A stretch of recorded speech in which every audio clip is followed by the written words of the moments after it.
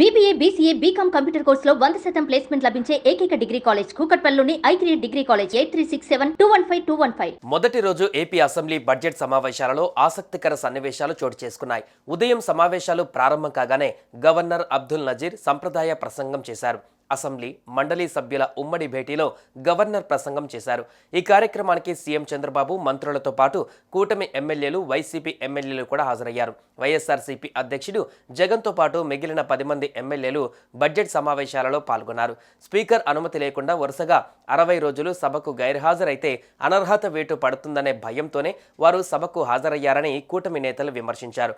అయితే గవర్నర్ ప్రసంగం ప్రారంభమయ్యాక మాత్రం జగన్కు విపక్ష నేత హోదా ఇవ్వాలంటూ నినాదాలు చేసిన వైసీపీ ఎమ్మెల్యేలు ప్రభుత్వం నుంచి స్పందన లేకపోవడంతో అసెంబ్లీని బాయ్కాట్ చేసి వెళ్ళిపోయారు. అనర్హత వేటు తప్పించుకునేందుకు అన్నట్లుగా అసెంబ్లీకి వచ్చిన జగన్ బడ్జెట్ సమావేశాలు ప్రారంభమైన 11 నిమిషాలకే వైఎస్ఆర్సీపీ సభ్యులతో కలిసి బయటకు వచ్చేశారని కూటమి నేతలు వ్యంగ్యాస్త్రాలు సంధిస్తున్నారు. ఉన్న కొద్దిసేపు గవర్నర్ ప్రసంగం సాగుతున్న సమయంలోనూ సభలో నినాదాలతో హోరెత్తించారు వైఎస్ఆర్సీపీ సభ్యులు. వైఎస్ఆర్సీపీని ప్రతిపక్షంగా గుర్తించాలని ఆ పార్టీ సభ్యుల నినాదాలు చేశారు.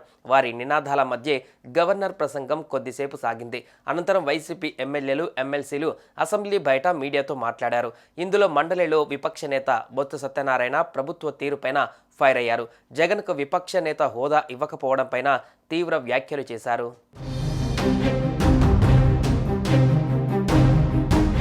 ప్రభుత్వాన్ని ప్రతిపక్ష హోదా అడిగినా రూల్స్ ప్రకారం ఇవ్వమని చెబుతోంది. ఆ విషయం జగన్కు తెలిసినా తనదైన వ్యూహాత్మక ఎత్తుగడలతో ప్రభుత్వ ఎత్తులను చిత్తు చేయడంలో భాగంగా అసెంబ్లీకి వచ్చి 10 నుంచి 15 నిమిషాలు కంటిన్యూగా నినాదాలు చేశారు. అది కూడా గవర్నర్ ప్రసంగం పూర్తి కాకుండానే.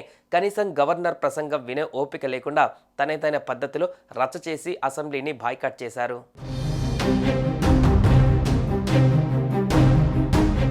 జగన్ భయపడ్డారని, అందుకే సభకు వస్తున్నారంటూ ప్రచారం మొదలైంది. అయితే అసలు స్ట్రాటజీ వేరే ఉందనే ప్రచారం జరుగుతోంది. జగన్ నిర్ణయం వెనుక చాలా కారణాలు అన్వేషిస్తున్నారు. తనకి అసెంబ్లీలో ఆపోజిషన్ లీడర్గా గుర్తింపు ఇస్తేనే అసెంబ్లీకి వస్తానని చెప్పారు జగన్. లేకపోతే శాసనసభకు వచ్చేది లేదంటూ చెప్పుకొచ్చారు. అయితే వరుసగా 6 నెలలు శాసనసభకు రాకపోతే అనర్హత వేటు వేస్తామని ఏపీ డిప్యూటీ స్పీకర్ రఘురామకృష్ణంరాజు ప్రకటించడంతో జగన్ వ్యూహాత్మకంగా అసెంబ్లీకి వచ్చినట్లే వచ్చి గవర్నర్ ప్రసంగిస్తూ ఉండగానే నినాదాలు చేసి బాయ్కాట్ అసెంబ్లీ అంటూ బయటకు వెళ్ళిపోయారు. మళ్ళా 60 రోజుల తర్వాత మొదటి రోజు వచ్చి నిరసన చేసి వెళ్ళిపోవచ్చు. ఈ రకంగా అసెంబ్లీని బాయ్కాట్ చేయాలన్న తన ప్రతిజ్ఞ నెరవేరడంతో పాటు వరుసగా మొదటి రోజు అసెంబ్లీ సమావేశాలకు హాజరై అనర్హత వేటు నుంచి తప్పించుకోవడమే ఇందులో వ్యూహంగా కనిపిస్తుంది. ఒకవేళ ప్రభుత్వం జగన్ పైన అనర్హత వేటు వేస్తే అక్కడ ఉప ఎన్నికలు రావడం, మళ్ళీ జగన్ గెలిచే అవకాశం ఉంది. ఇది కూటమి ప్రభుత్వ వ్యూహానికి జగన్ అమలు చేసిన ప్రతి వ్యూహమని చెప్పాలి.